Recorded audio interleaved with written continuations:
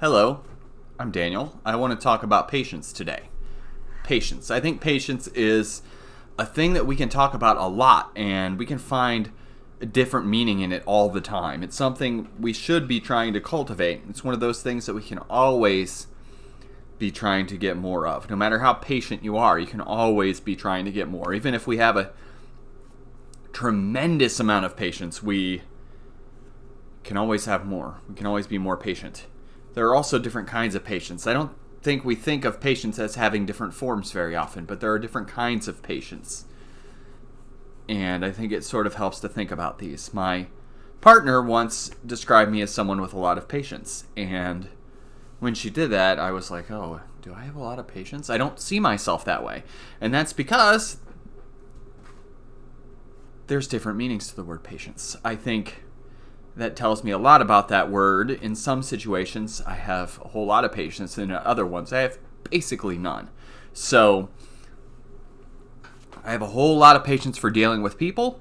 I have a whole lot of patience for dealing with kids, especially. But when it comes to things like waiting in line or being stuck in traffic or getting on an elevator and it taking just an incredibly long time, things like that, I really struggle with patience. I feel like I have none. I feel like I'm the least patient person in the world.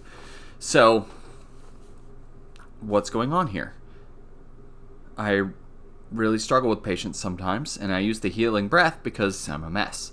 And these things make me very uncomfortable, and I struggle. So, am I an impatient person? No.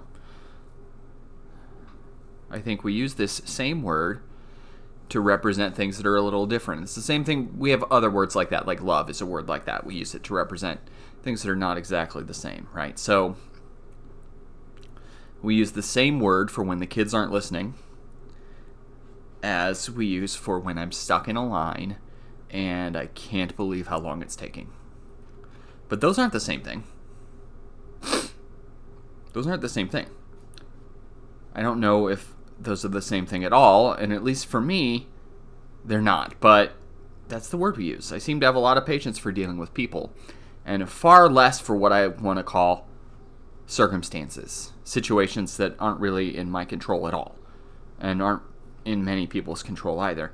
I have less patience in those. It seems sort of counterintuitive, and I think a lot of people are the opposite of me. I think a lot of people have less patience with individuals and more patience with circumstances, if you have to pick one. So that's sort of interesting. So when we talk about patience in a Buddhist context, we're talking about a little bit more than that. We're talking about how we can get through the storms of life. There's a virtue that's called equanimity that we talk about cultivating, and that is a virtue where we try to get through the storms of life without falling apart. It's where we try to move through the world without getting torn down and just go through life and just do our best.